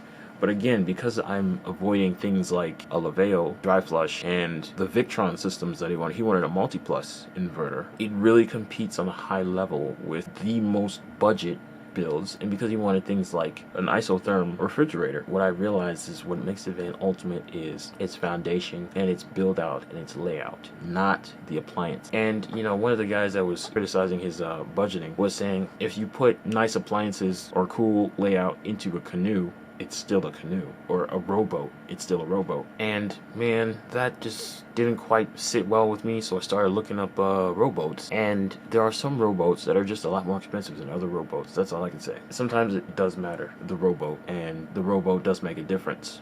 And how the rowboat is built makes a difference. When I was looking at some of the vans that the guys were suggesting to look at, look at these vans on this website, look at the lower priced express vans and all this, I was thinking, well, maybe this has a lot to do with the fact that this van is like a 2011 and it has 100,000 miles on it. But no, it's not just that. It's also dependent on the layout and the build out. A lot of those vans that were cheaper on that Van Life Trader website, a lot of the vans that were cheaper were worth the money because the build out was atrocious and the vehicles had high miles and they were old. It wasn't just because they were low roofs or because they didn't have four-wheel drive. Even in the event that you have four-wheel drive and a low roof, some vans are still being sold for under $15,000. People don't realize the convenience that you can have. I want to have a jacuzzi, a spa, a killer desktop build, 2 offices, washer dryer, dishwasher, 2 refrigerators, fish tank. Well, yeah, some of the stuff is kind of experimental. We'll have to see how it goes. At least things like 50 kilowatt hours of energy. I want to get to the point where I could have more than one of those alternators. So I could have like 10,000 watts of juice coming out of the alternator, able to charge up my 50 kilowatt system. Heated floors, air conditioning. When you really consider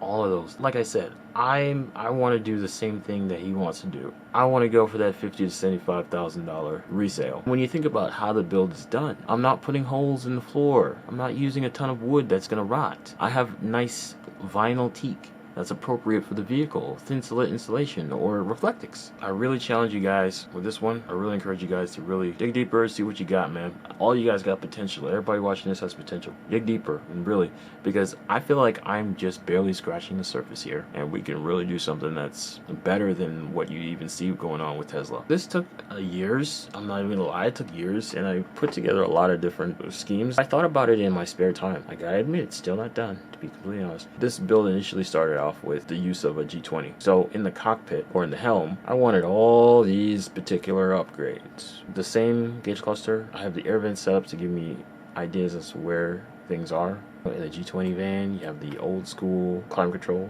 radar, CCTV camera setup, HUD meters, same ham radio setup, secondary gauge cluster. This was supposed to be a secondary display for your laptop or for your Android device. It's touchscreen as well. You can use it to control something, or it was for a central PC that would be in the overhead charging station you can add to the center console. These G20 vans, they know how they have that ashtray in front of the cup holder, amplifier as well.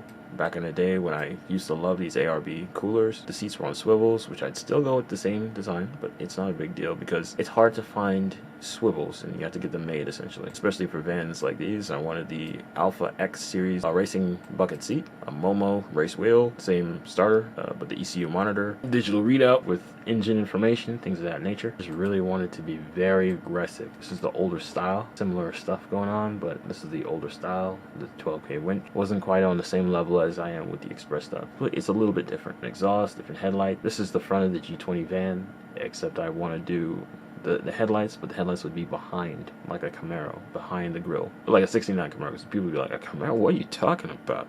Yeah, 69 Camaro. Anyway, this is more of like a conversion van layout. A lot of the same ideas. You got your tap here, shower. This is a bit more explanatory as to how the thing is set up. You have your shower drain here, 4 sets of these racer seats, so you would feel very, very racy inside of this thing. Bigger stereo sound system all around, and this is when I wanted to do it in a regular 16-inch high top, not a 24-inch. Here you have a better idea as to what's in the overhead. I put my camera gear for the TV. It's an Android TV box because it's not a TV, it's a monitor, so you need to connect that. My Apollo for my audio production, a printer, and the desktop itself, and that's all in the overhead behind the TV, trying to push the boundary. And again, I got that inspiration from these conversion vans. Here's your G20 conversion van. The layout is slightly different here. The G20 vans have drum brakes in the rear, so I wanted to swap those with a brakes kit.